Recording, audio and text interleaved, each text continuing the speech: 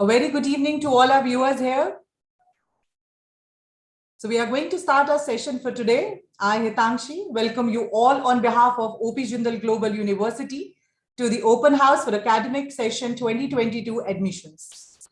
Our session for today is divided into three sections: JGU introduction, admission process, and followed by Q&A from all our viewers. I'm sure that this session will give you the overview of all the programs, almost 52 programs offered by 12 schools at OP Jindal Global University, UG, PG, and PhD level. And of course, a lot of questions we'll keep on having with each other, that how to apply, what's the process to apply, our residential facilities, safety, and many things are going to come up in this session today. In 2019, JGU was selected as an Institute of Eminence by Government of India. JGU made its history by breaking into QS World Rankings. That's the most prestigious one, I must say, students and my viewers here today. JGU is ranked in the top 750 universities in the world in QS World University Ranking 2022 edition, making it India's #1 private university dedicated to social sciences, arts, and humanities. I welcome my Professor Upasana here with me today. So today we have with us our member from JGU leadership team, Professor Dr. Upasana Mahanta, Dean of Admissions and Outreach, OP Jindal Global University. She has a PhD and MPhil from Jawaharlal Nehru University and MA from University of Delhi. She was a Shastri Doctoral Fellow in the Center for Women and Gender Studies, University of British Columbia, Vancouver, Canada. So further ado, I request Professor Upasana to share a brief vision about JGU, the interdisciplinary approach which we talk about, and of course, all the new age careers which our 12 schools at JGU are offering. Good evening, Professor. Over to you. Thank you, Hitankshi. Good evening, and good evening to all of you who have joined in. I can see that many of you have joined in and continue to join in. So thank you so much. We want to keep it as an interactive session. This is a conversation not only about OP Jindal Global University, about the programs that we offer, about the admission procedure, but it's also about, how are we looking at new age careers and what kind of courses that we offer. Hi, Chiranjeev. I see that you all are writing in the chat. Please do. We really look forward to hearing from you. The idea is to talk about new age careers. The idea is, all of us, the fact that we have come in to do an open house in an online mode tells you that, the world that we live in today is very different from the world that we lived in, say, 2 years back. And many of the things that we took for granted, many of the things that we thought is how our life is going to look like in the next couple of years, it is not so. And one of the reasons that we are doing this virtually is because of the complex times that we live in. But what does this mean? What does these times that we live in mean for our careers? What does it mean in terms of the possibility of doing an undergrad degree, which is right now many of you are thinking of doing after your class 12? So many of these questions we want to talk about. And good evening and hello to everyone who is putting their good wishes on the chat. Let me tell you a little bit about the university, about the courses that we offer. And then I would also want to discuss a little bit about careers, career options, and so on and so forth.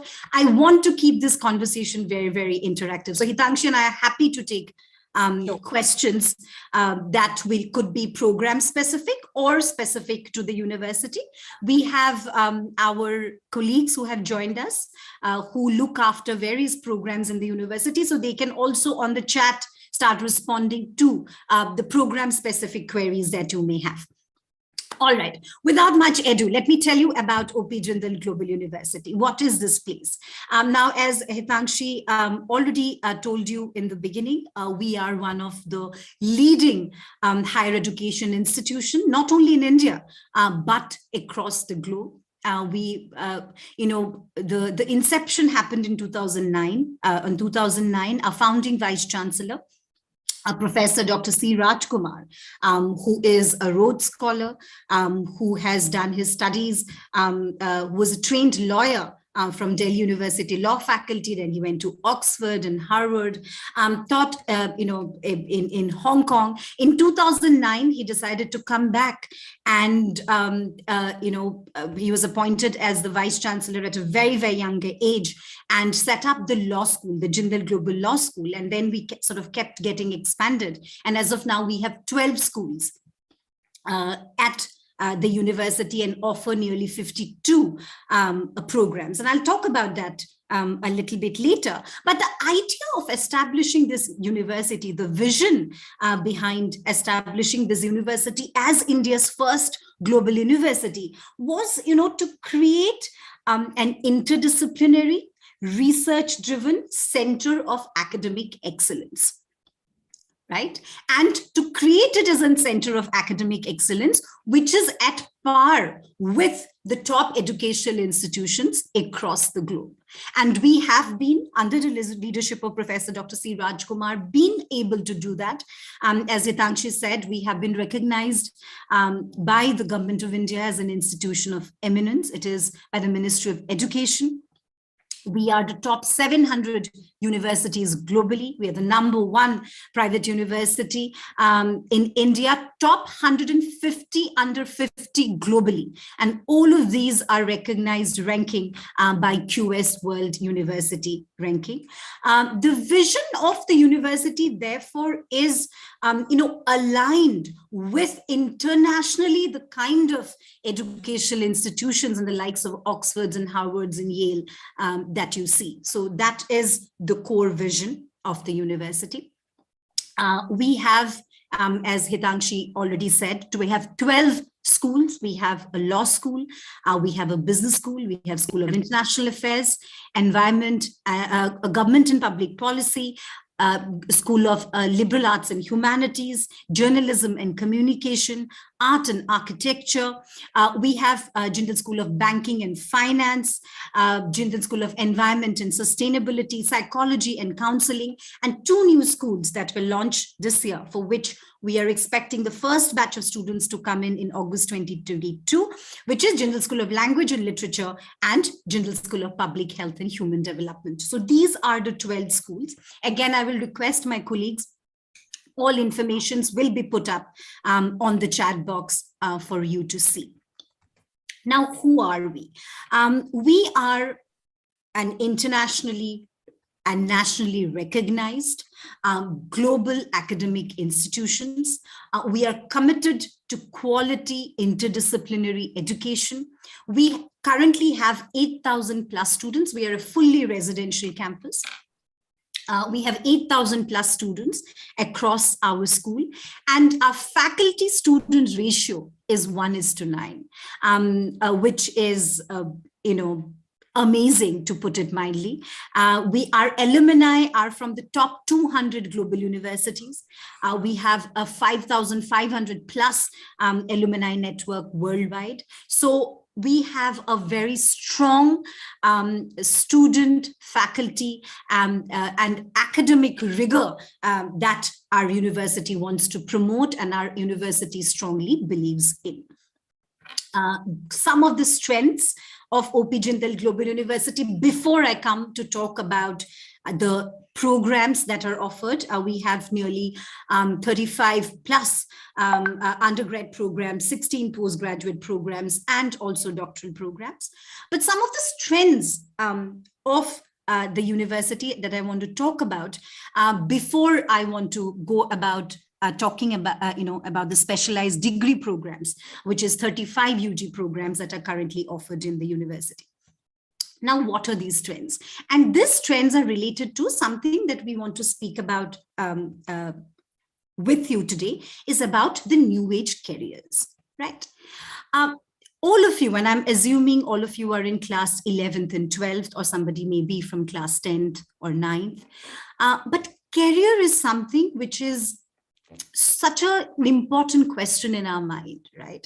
Throughout our life, as a child, you may be often asked the question, okay, what do you want to be when you grow up? Bade hoke kya banna chahte? right? That is the kind of question that is so deeply ingrained in our minds and hearts. That is what our parents ask, that is our relatives ask, that is what we ask of ourselves, right? What is a career? आप बड़े होके क्या बनना चाहते हो?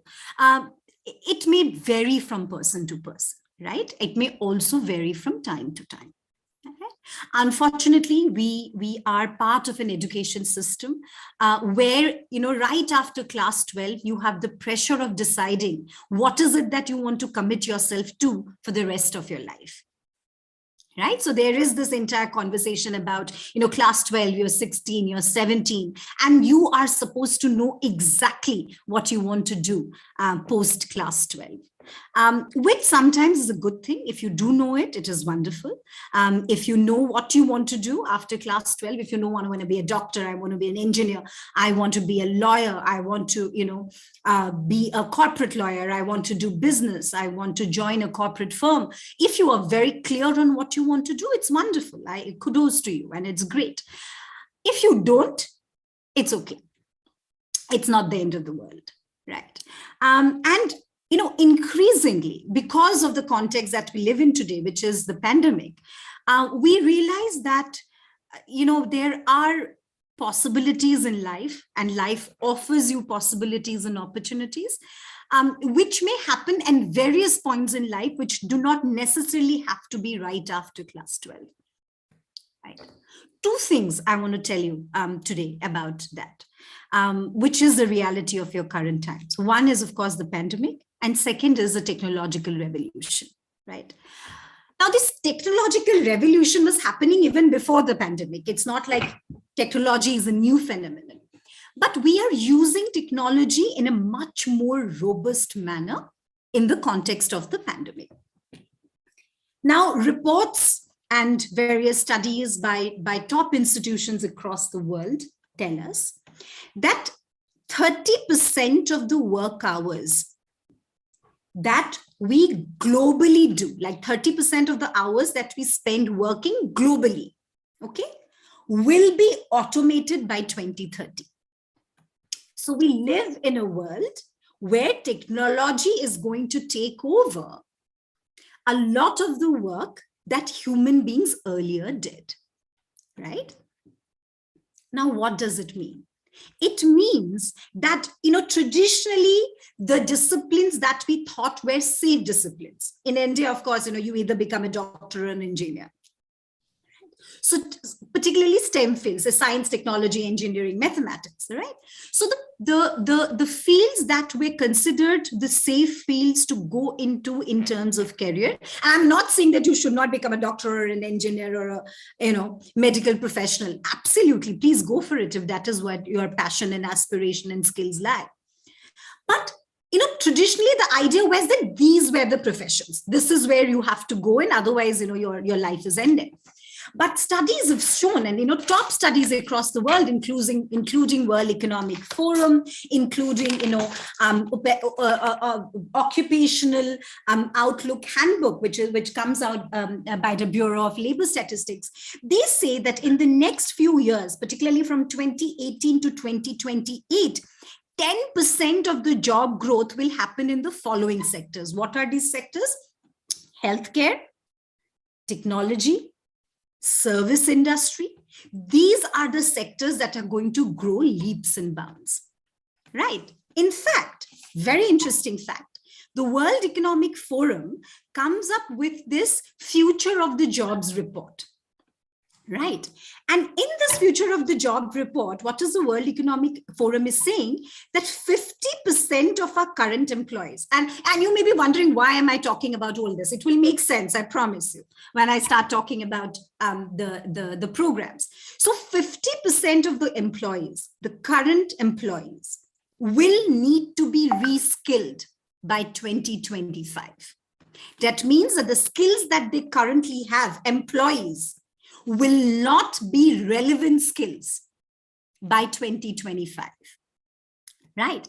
Then what are these? Traditionally, we thought that getting a traditional degree is a relevant skill. You get an undergraduate degree and that is enough. right? You get that degree, and that degree should be enough to give you a good career. But now the studies are telling you, the trends are telling you that getting a degree, mere degree, is not enough. 50% of our employees will have to be reskilled because the skills that they possess are not enough to fit into the context and the complex problems that the world poses. Then what are these skills? Now, World Economic Forum gives you a list of 10 skills, right? What are those 10 skills? Analytical thinking and innovation, active learning and learning strategies, complex problem solving, critical thinking and analysis, creativity, originality and initiative, leadership and social influence, technology use, monitoring and control, technology design and programming, resilience, stress tolerance and flexibility, reasoning, problem solving and ideation.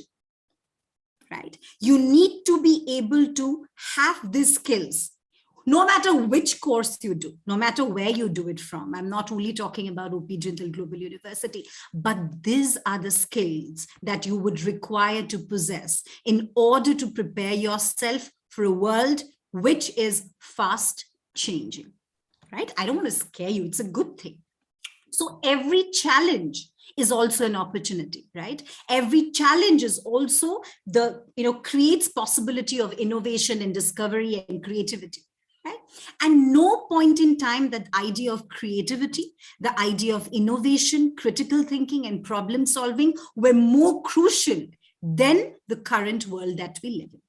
Right? The world that we live in throws complex problems at us. So you must seek solutions. You must be able to seek solutions to those problems which are rooted in that complexity. Right? For example, suppose you're doing an architectural course. You're doing a course on architecture. You want to become an architect, right? And you read a book and it tells you that, if you want to make a 2-floor building, then, this should be the foundation. This is the kind of material you have to use, so on and so forth. But you cannot become a good architect if you cannot respond to the complexities of the world that you live in. As an architect, how do you respond to a COVID-induced world where most of us are now working from home? So what should be the design of the home, right? Can we create workspace designs in a way? How do you make a city more accessible, right? How do you make streets accessible for people who are specially abled, for women, or other marginalized sections of society? So as an architect, and to be a good architect, you have to have a sense of how society operates. To be a good lawyer, you need to understand how political, social, and the economic world functions, right? Law is not static. Law is constantly shifting and changing. Why is it shifting and changing? Because it is responding to the realities of the world. Right? So you need to be able to equip yourself with a set of skills that prepare you to respond to the complex problems that the world poses. And that is not what I'm saying or Hitankshi is saying. This is what the current trends and forums like World Economic Forums are saying. Right? That this is what the future of jobs and careers look like. Right? And that's where I want to come and talk about the programs that are offered at OP Jindal Global University, which are rooted in interdisciplinarity, okay? And where we focus on internationalization and we focus on our global faculty. Internationalization and interdisciplinarity are the two pillars which we think are the strengths of us as an institution of higher education and excellence. Right? Interdisciplinarity and internationalization. And we believe that our interdisciplinarity and internationalization, keeps you at an edge. It is in tandem with the shifting and changing realities of the world. Now, what is it? If you have questions, please start pasting. I just want to tell you a few things. And Hitankshi, please feel free to come in anytime. I think a lot of students are coming with a lot of questions, but they are very, very specific towards the admission. So I think we'll take all those questions at the end of the session. Okay, let me then just lay out a couple of more things about the programs and then we'll start taking the questions. Is that okay? Yeah, I think we can give us holistic information about the programs, a small clip of the JGU also. Absolutely. Oh, yeah, we will come to that. We will come to that in the next 30 seconds. Let me tell you a little bit about interdisciplinarity. What is interdisciplinarity? Interdisciplinarity is that the curriculum and the pedagogic tools at JGU are rooted in strengths of multiple disciplines. So, for example, if you're doing a course in international affairs, you can do an elective course from the School of Business.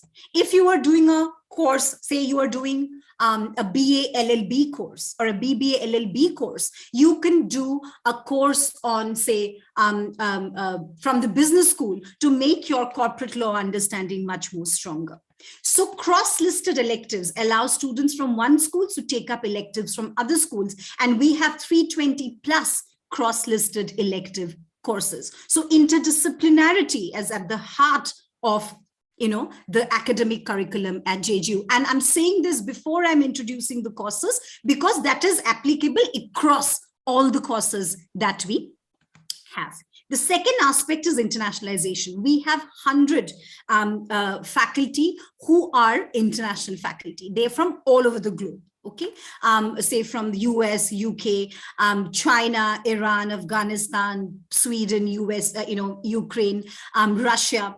100 full-time international faculty members, and many of us who are faculty who are Indian faculty have also had some part of our academic training abroad. Right? Now, what does it mean? It means that our faculty bring into the context of the classroom a very eclectic learning tools and methods, because we have been trained in pedagogical tools that are rooted in not only different disciplinary context, but also in different regional contexts. So we are able to bring in that understanding into the context of the classroom. So a faculty-student learning and a peer learning that happens in the context of the classroom is very, very rich. That is one. And also we have international collaborations and partnerships with more than 300 plus top ranked universities across the globe. We have short-term study abroad programs. We have semester exchange programs. We have dual degree programs. And we have, to give you an example, with University of Arizona, University of Oxford, we do a Jindal Oxford Summer School. We have a Jindal Harvard program on human rights and development. We have a Jindal Fletcher program on diplomacy and foreign policy. And we have, of course, various dual degree programs. For example, we have a Jindal Deakin Global BCom program. We have a dual degree program, liberal arts and humanities, with University of Rollins. So internationalization is another very, very key aspect of what we do. What I want to do is two things now. One, I want to show you the programs. And after that, I want to tell you a little bit about few other key things that we offered at JGU, and we can see like a short 1-minute clip, and then perhaps we can take questions. May I request our team to share the slides on the programs?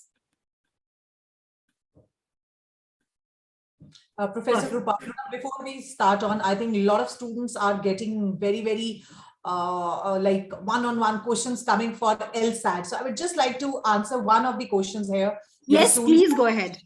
Going one by one to the similar question for the LSAT. So students, those who are writing for LSAT, one LSAT has already gone. That was on 15th of January. The next LSAT is coming on 9th of May. So if you have missed the opportunity or you were not able to clear that, you have the opportunity to again reapply for that. Results usually come after 20 to 25 days once your LSAT examination is over. So students, keep posting your questions. We are going to answer all your questions in the last section. As I told you, once Professor Upasana is done with the information about JGU, we'll take the holistic information about admission processes, and then we'll answer all your questions coming up, because I could see students raising their hands, coming up with a lot of questions. So I thought to barge in between you, Professor Upasana. No, absolutely, absolutely. Let's do one thing. And thank you to all of you for all your questions. It's wonderful. That's the entire idea of doing this open house. May I request, I know that we have all the program directors and representatives of various programs who have joined this open house. So if you feel that there is a question specific to your program, say the law school team and the business school team and teams of various other schools, please start responding to them on the chat. If you feel that you can start replying to those messages and start giving them information. We'll discuss the full admission procedure at the end. We will also share the key phone numbers with all of you of our admission team so that you can get in touch with us.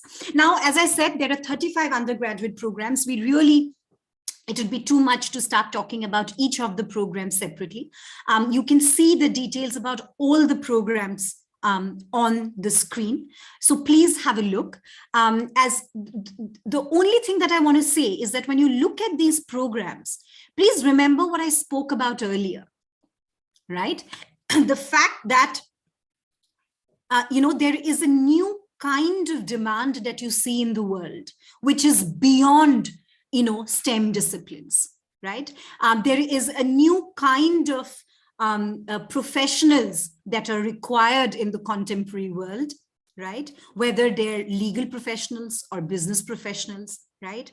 Or, you want psychologists and psychiatrists. I've recently read an op-ed piece saying India required 7 times more psychologists and psychiatrists than they currently have. Right? Whether you want to become an architect, even within architecture, whether you want to look at a built-in environment kind of a study, or a design study, or an urban and community design, or there are specializations and programs that are being offered which respond to the kind of new age careers that are currently in demand or are going to be in demand in the future. For example, a course like, say, diplomacy and foreign policy, right? Or a course like global affairs, where you are able to, being taught by faculty members who themselves have been career professionals of international affairs, right? Who have, like Professor Mohan Kumar was an ambassador who's going to teach you the course on diplomacy and foreign policy, has been our India's ambassador to France. Right. Many of our faculty members in Jindal School of Journalism and Communication have been journalists and people who have been associated with media houses. Professor Sudarshan, who is the Dean of Jindal School of Government and Public Policy, has more than 20 years of experience within our Nation's Development Program. So we have a very strong industry and academia interface, which comes in our program. We spoke about, the pandemic, and the pandemic tells you how much we realized that it's not only doctors and engineers. I would request you to keep the slides on for a couple of more minutes, please, just so that they get a sense of the courses. That it is not only about becoming a doctor or a nurse, but you need trained public health professionals, right? So a course like Bachelor Public Policy, public health with honors, which is a kind of course that prepares you to become a trained public health professionals. Languages, for example, languages are supposed to be the future of careers, and therefore we launched 2 language courses this year, BA honors in English and BA honors in Spanish. Along with health, another major challenge that the world faces today is environment. And we have 2 interesting courses, BA Honours in Environmental Studies and BA Honours in Sustainable Development. Again, that prepares you to the kind of careers that are emerging in the field of environment.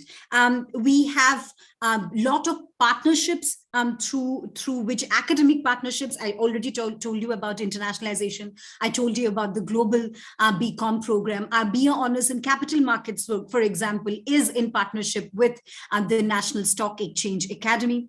I told you about the demand of courses like psychology. In the architecture school, for example, you would have the possibility of doing a Bachelor of Design or a Bachelor of Design in Urban and Community. So the kind of specialization that enables you to take your learning and make something more out of it. And because it is an interdisciplinary learning, for example, if you look at the law school, they have the BA, BBA, and BCom LLB honors. They have a BA honors in legal studies. And this year they have launched 3 bachelor programs in gender studies, criminology and criminal justice and human rights. So you can do a BA in gender studies and you can become a trained gender studies professional or a trained human rights professional, or you can also decide to go into any of the other streams, including law or business or international affairs or any of the streams from there. So that is truly an interdisciplinary education. For example, an integrated BBA MBA program. Okay, many of you who come from, say, family business background, in the business school, we actually have a BBA honors in family business, right? And then we have traditional courses like BA economics, BA public policy, again, in the context of the pandemic has emerged as a very, very popular program. Right, courses like BA Arts and BA Honors in Liberal Arts and Humanities, which is so interesting because it enables you to do in BA Liberal Arts and Humanities, you can do a self-designed major. So you can design your own major. You can pick up environment, you can pick up psychology, and you can do a self-designed major on environmental psychology that puts you over the edge, and all the skills that we spoke about earlier, from problem solving to critical thinking to to be able to respond to the demands of the current times, which is innovations and creativity. Something goes across the programs. So you have a traditional program like journalism and media, and then you have a program like film and new media. What is new media? From documentary films to the space of new media, like, from YouTube to anime, right, which is the demands of the current time, and to be professionally trained at the undergrad level in a program like this, right? Again, it is not possible to be able to speak about all the programs, but I wanted to make this connection as to that all of these programs are rooted in interdisciplinarity, offers you the possibility of taking cross-registered electives, okay? They are praxis-based. For each of the program, you will be required to do at least 5 internships. We largely emphasize on doing internships. And so it's praxis-based learning. Right. So if you are doing an environmental studies course, you will be interning with, say, an organization or an NGO or an institution that works on environment. If you're doing a psychology course, you will be doing an internship accordingly. If you're doing diplomacy and foreign policy, you will be probably interning with an embassy. If you're doing an architecture course, perhaps we will be interning with an architectural firm that specializes on the kind of work that you want to do. So this industry academia interface to internships, it's something that we really focus on. We can let go of the slides now. I think they got a sense. We also, focus a lot, and I want to say this before we come, final 2-3 points. One is that, we are very conscious. We have a writing studies center. We enable students to get trained for, improving their writing, their assignments. We have a disability support group. So anybody who have special needs, we in fact provide scribes during exams to students who require special support. And extensions and submissions and all other support is provided. We have, and I want to talk a little bit, I see that questions are coming in, so I'll take it up later about student life and other things. And perhaps at some point we can share a slide about all the amenities and facilities that the university provides. We have a very strong peer support system, faculty mentorship programs. So once you come into any of these programs, you are provided a holistic support in order to be able to further in whatever that you seek to do after that. We have an Office of Career Services. We do not call it a placement office. We have an Office of Career Services, which provides you a holistic support in terms of writing your CVs, focus how to prepare for GDs and interviews, to sort of help you navigate the complex world of job search, and to be able to align your skills with what is it, where is it that your passion lies, and what is it that you want to do going forward. I would request the team that at some point perhaps we can share some of the slides about amenities and some of the places where our students were placed. Some representative slides can be shared. I will stop there, Hitankshi. I think I gave a brief, and over to you. Thank you so much, Professor. I think students must have got quite overview about all our 35 UG programs, what we are offering at JGU.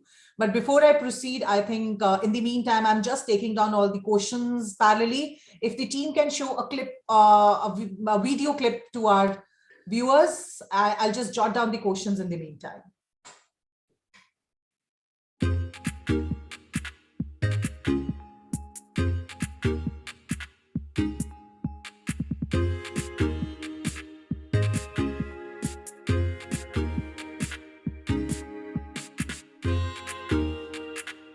Please keep writing your questions.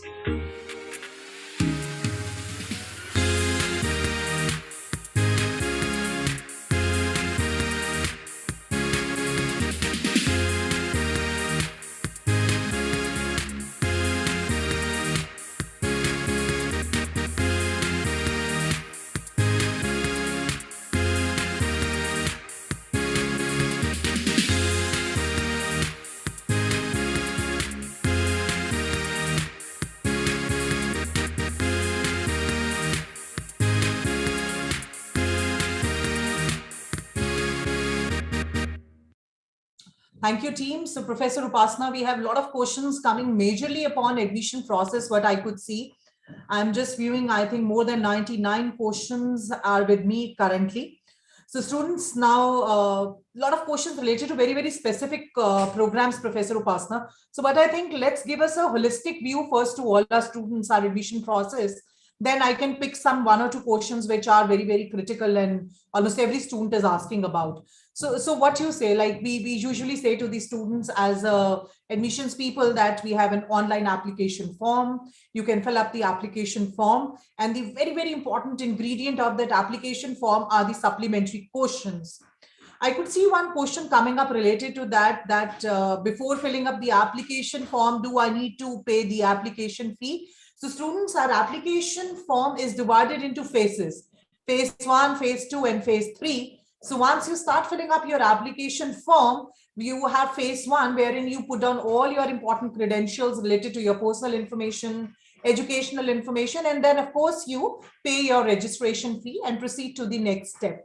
The next step is very, very important for us because once you are done with your application, you are also going to interact with the faculty members. So it carries a lot of supplementary questions. So Professor Upasana, what do you think the students, what they should keep in mind while answering all the supplementary questions in their application form? Because I know all the program directors very critically look into that. So what suggestion you would like to give the students here? Thanks, Hitankshi. See, at JGU, we believe in a holistic admission process. Okay. And that has come from our conviction that a student is more than the percentage that you get in class 12. Not that your academic rigor and excellence is not important.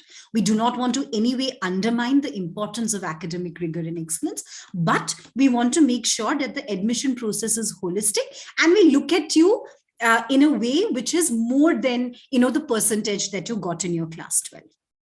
So most of our programs will require you to do a successful completion of your class 12. All right. Again, the admission procedure may vary from program to program. Program specific responses will be there, but I'm telling you holistically. As Hitankshi said, there are 3 different kind of exams that happen. One is the LSAT exam, which is specific to the law programs, right? 15 January, we've already had one exam, the next one in June, Hitankshi already announced it. For all other programs, we have something called the JSAT examination, which is Jindal Scholastic Aptitude Test, right?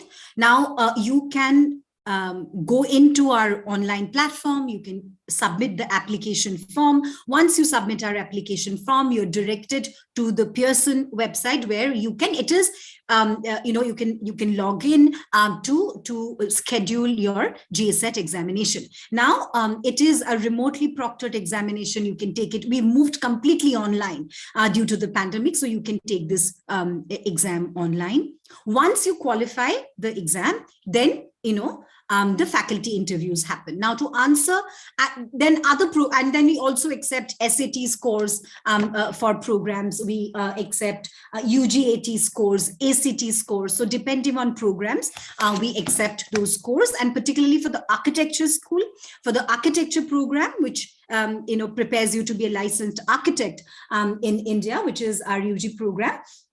We take the NATA or JE scores. And for the other two programs under the architecture school, which is Bachelor Design and Built Environment, we have another exam called JCAT, Jindal Creative Aptitude Test. The test is scheduled now. The next is for 18th, 19th, and 20th of February. And the last day of application is 15th February. So keep these things in mind.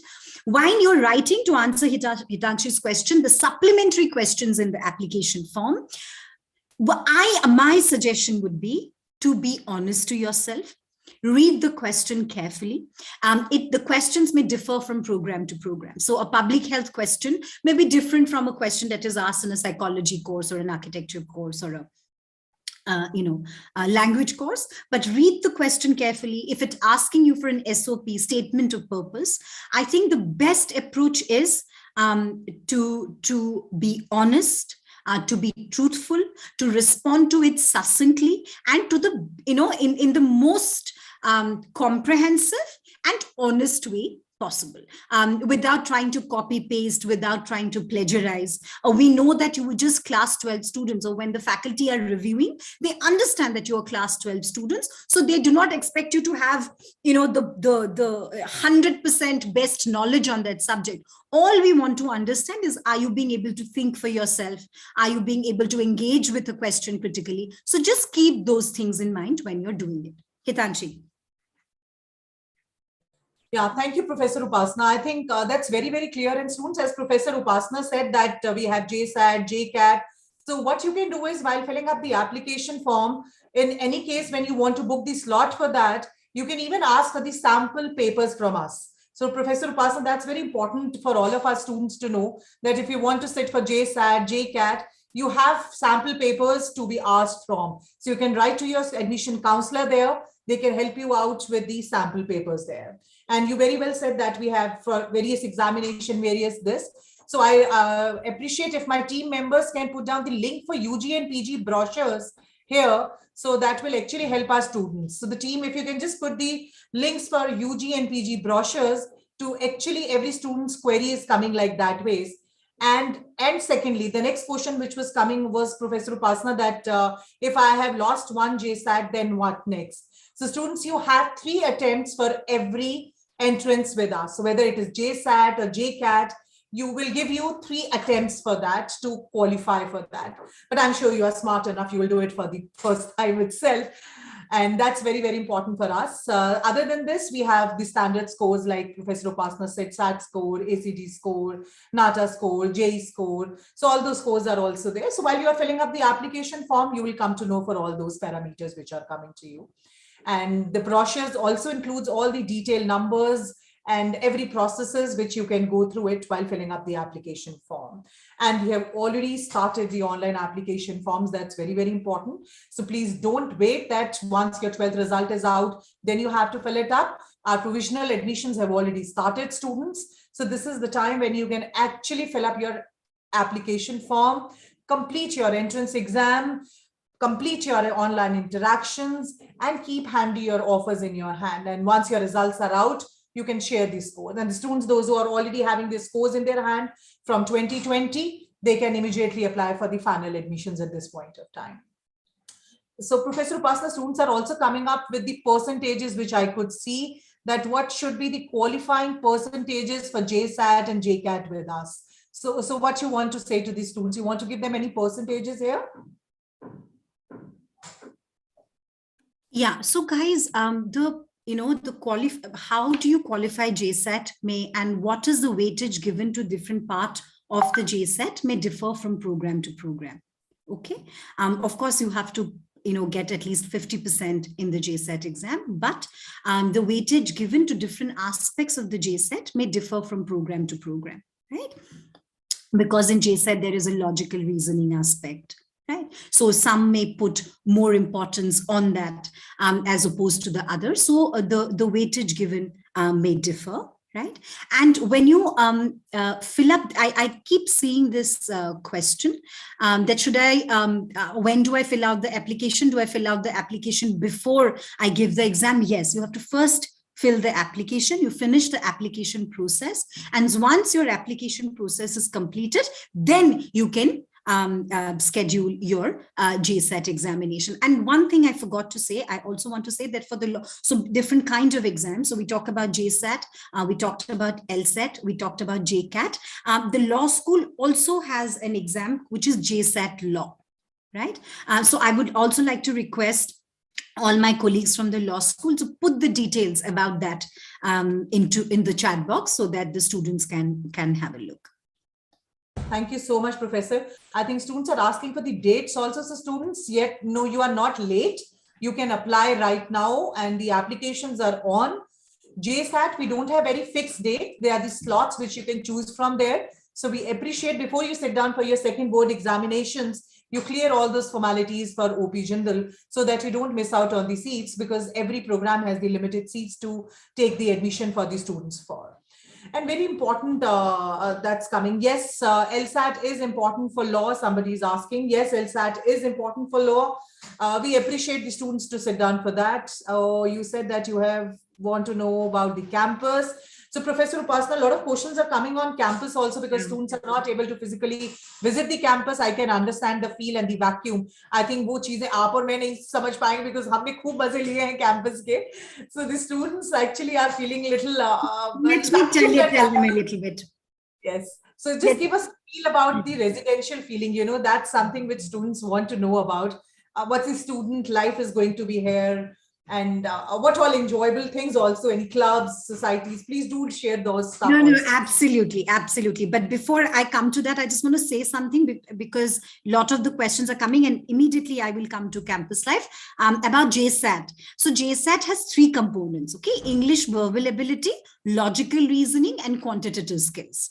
All right, these are the 3 components on which you will be assessed. You can find the details on the website. I mean, there are a lot of questions that I see, so I just wanted to quickly tell you that. Campus life, yes, this is very important. So if you can see both Hitangshi's and my screen, that's how the campus looks like. I will tell you a little bit because we are a fully residential campus. So you will have to come and stay here and study. It's a beautiful campus. I had joined Jindal University in 2012. So it's been a while since I have been here, nearly a decade. And I have still, thank the decision of deciding to come and stay inside the campus. So what is campus life? We have a very, very vibrant campus life. We strongly believe that, that learning is not limited to the classroom itself. So it goes beyond the classroom. That is one. And 2, that you need to have fun. These are the best times of your life. Your undergrad degree is perhaps the best. You'll you'll make friends who will be your friends for life. You will make memories that will be your memories for life. So we mean to make sure that we provide you with the best possible years of your life and education. If you look at the screen, you can look at all the facilities that we have in terms of the campus and gyms and common rooms and laundry and healthcare and sports. And so on and so forth. But what is interesting and what probably all of you will find interesting is that we have, I don't know, at this point of time, probably around 50 student-run societies and clubs. So from debating society to mood society to quiz society, dance, music, performing arts, film society and club, these are all student-run societies. Okay, and elections happen, students elect their own representatives, they do orientations to become part of these societies, and they do amazing work in their time here. So you can become part of any of these societies that you want to become part of. They do very good work. We have a dedicated office of student life and cultural engagement. right? Because we take the idea of student life and cultural engagement very, very seriously. And the office is responsible for bringing in number of interesting, cultural performances, spaces, artistic expressions to campus. For example, say we had Nasruddin Shah coming in and perform Einstein on campus, which was such an amazing experience. But it is not about only, Nasruddin Shah coming in and doing a theater production, but students were involved with every aspect of it. Students were setting up stage, they were interacting with Nasisa, they were part of the, journalism students were doing interviews and making blogs. Performing arts students were coming and doing something else. So it was it's a very hands-on experience of cultural life that we want to give students. There is also, annual student festival, which is Biswami. This is the lifeline of the campus. It is one of the, students from all across the country come in for this festival. We have an annual sports festival, Magnus.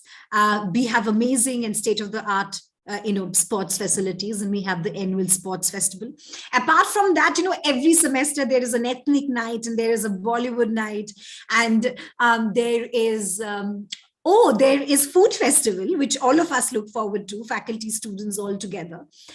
So there is a food festival that happens on campus. And what is fun about it, that, all of us come together, faculty, students, everybody come together to be part of this very cultural campus life. So Hitankshi, to answer the question, we have a very strong, vibrant, very active campus life, which students will love. And, last 2 years, we have been, due to the pandemic, on an online mode. But we have we tried, student life, Office of Student Life and Cultural Engagement organized number of online programs and workshops for students, so that, they can continue to engage with that space of creativity and, engaging with peers. We also have a Center for Wellness, which works very closely with students, again, organizes workshops, conversations, offers, a holistic wellness possibilities for students. We take mental health very, very seriously on campus. So all of those things make our campus life very, very rich. Yeah, I hope that answers many of your questions. Yeah, I think thank you so much, Professor Upasana. I could see people now coming in that mood only because the sports brochure was shared, I think, on the chat. Yeah. Students asking for the football ground. Yes, students, we have a virtual tour on our website. I appreciate, just go on that link also and have a look and feel. And most probably, I think, Professor Upasana, if I'm not wrong, from 1st of Feb, we are opening the campus also for the campus tour for our students. Can they visit? Fingers crossed. Yes, I think we should be able to do campus tours from 1st of Feb. And I just want to add that it's not only a football field. We have a state-of-the-art cricket pitch. We have a state-of-the-art swimming pool, which is going to become an indoor swimming pool now. Tennis courts, badminton courts, a state-of-the-art gym. And we have this amazing jogging track now on campus, which is waiting for students to come in, which is really, truly amazing. It's world class. But I really appreciate, students, if you are looking forward to visit personally to the campus, do take the prior appointments with your respective schools. So that's very important. My team has already shared with you the PG and UG, both the brochures. So the brochure has complete details about the email IDs and contact number. You can do the WhatsApp to us, you can write an email to us, and we'll arrange your visit to the campus itself. So I am sure my team is already, I could see they are parallelly answering our students. So JSAT is coming up very importantly from the students. Professor Upasana, the students are asking, do we have any last date to apply for JSAT? So it's a home proctor test, which you can do it till then we don't announce the admission. Before our last date of admissions. Yes, so you can apply. So the first round is, I think, about to close for a lot of schools. So you're not too delayed, students. You can fill it up right now and do your things processly on. So I'm just reading. But the last date, for example, for the architecture program for applying is 15th of February. And then once you apply, you'll have to take the JCAT on 18th, 19th and 20th. 3 days have been set aside for the JCAT exam. So you have to plan accordingly. And there is also a question about financial aid. Yes, we do offer financial aid to students. It's a merit cum means financial aid. So we will be looking at your merit. of course, in terms of your scores, your faculty interviews, and so on and so forth, but also means. That means what is the annual income, and the details will be asked of you, and it's a merit cum means scholarship. So some of you may qualify in merit, but if your annual income criteria is not meet, then you will not be qualified for financial aid. But we do offer financial aid. We also have tie-ups which some of the key financial institutions for education loans.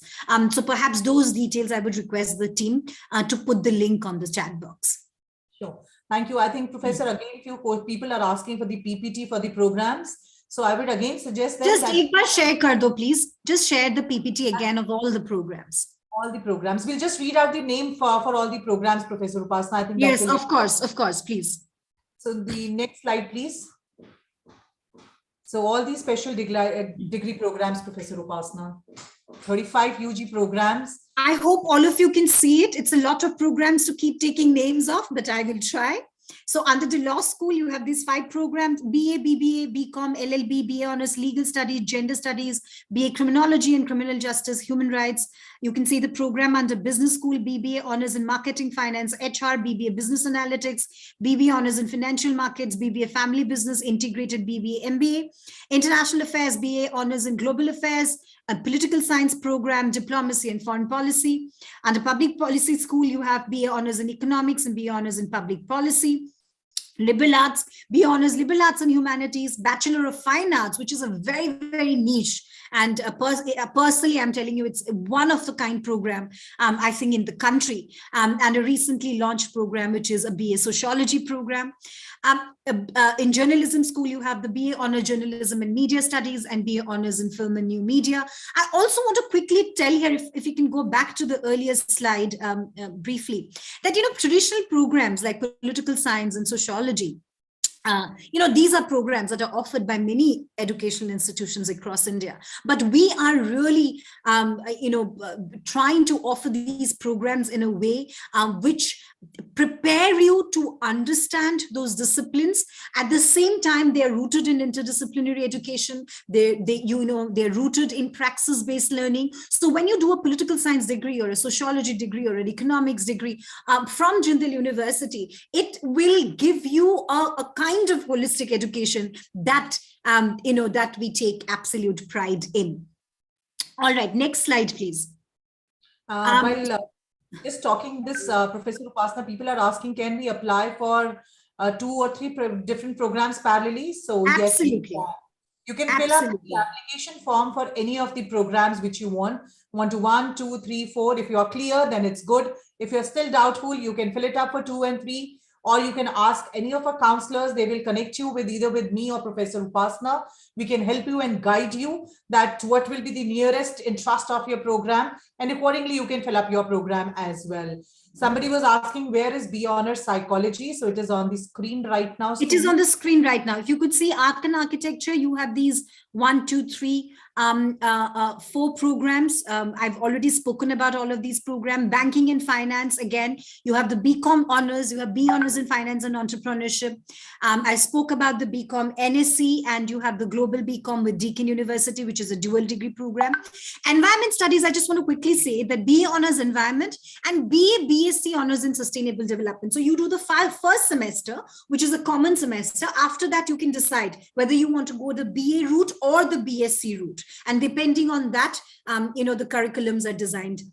Psychology, of course, you have the BA Honors Psychology. Language and Literature, I've already spoken about, and the Public Health program also I spoke about. Again, have a look at it. It's all on your screens. If you have any questions, you can ask.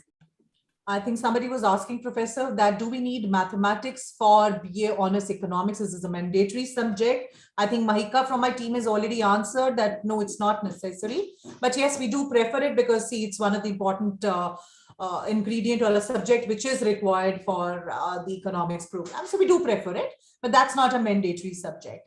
So back to you, Professor. We have the PG programs, though we don't have much of audience today for the PG. We are majorly having for the UG. So if there's somebody from the PG, they can take a screenshot and we can talk in detail about the PG programs at the state away. Fantastic. And also, if some of you are interested in the PG program, perhaps we can do an open house again, which is focusing specifically on the PG programs, but you can have all the details of the PG programs are on the screen right now.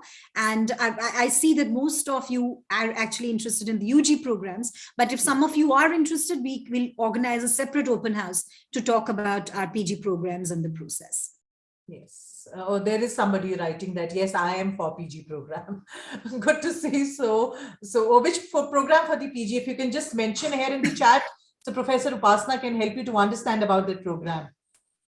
Prajwal, okay, somebody has written that they can contact. Okay, so there have been address because they're looking majorly for LLM, Professor Upasana. So the Dev Jyoti from the team has already answered them. So good to go for the next slide of this. Do we have any other slide also, team? If not, then we can remove these slides so that we can come on to the next. Thank you so much. Yes, MBA, yes, MBA admissions are already on. Students, you can apply through CAT, MAT, ZAT, all the entrances scores. Fill up the application form, team will connect with you. They are replying you parallelly over the chat here. So what I could see is, Professor, majorly the students are getting all their answers from their team. I'll again appreciate team, keep posting the links for UG and PG brochures, because that's very, very important, and a virtual tour link, which will give them a feel good factor about the UP Jindal Global University at Sonipat, a beautiful place, a residential campus. I also want to say that when you look at the UG and the PG brochure, contact details of all our admission team members are there.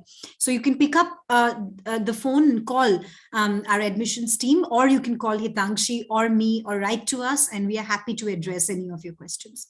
Absolutely right, ma'am. So, ma'am, I think we are close of ending to the session. So before we sum up and this entire session, so I would just want to tell all the students that application forms are on for all the undergrad and postgrad level at OP Jindal Global University. Log on to the website. Team is continuously posting that links there. In case you find any difficulty while doing any login or getting your email verification, you just dial us or WhatsApp us or email to us. Our team is there to help you and guide you. You can take down the detail from the screen currently. There is a scanner code which is coming. You can scan and get the details. My number and my email ID is also there. You can write to me for any of the program. If we couldn't answer your all questions here, because Professor Upasana, the questions flow was so much, I think we might have missed one or two, so they can write back to us. So over to you, Upasana, Professor Upasana, for the closing remark for our audience today. Well, thank you, Hitankshi, and I cannot thank the audience enough. I'm so grateful that all of you've come and joined us for this open house, and that you continue to engage with us throughout this 1 hour that we spent with you. I agree and I echo what Hitankshi said. We may not have been able to address all the questions that have come in because of the limited time that we have, but we have put all our phone numbers, our details. So if there is any question that did not get addressed, please accept my apology, and we are happy to respond to you. Please get in touch with us and we are happy to respond to you.